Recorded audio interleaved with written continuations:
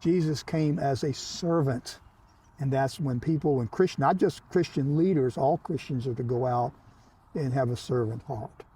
Well, I know that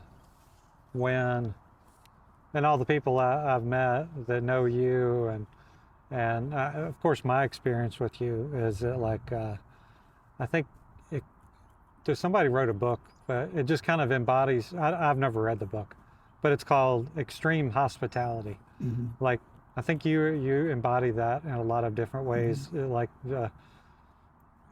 It's in the day and time that we were in high school in the 80s and stuff like that.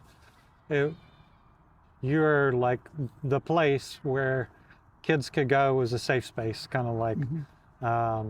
you know, I think you've told me stories about kids that, you know, their parents were having a really hard time, so they would show up at your doorstep, the child Yeah. would be there and like need, you know, just, you know, you to be able to talk with somebody for a while. Yeah. And, like you're the counselor almost, and like, Mm-hmm. and that was I think that maybe a lot of people watching this can relate to that.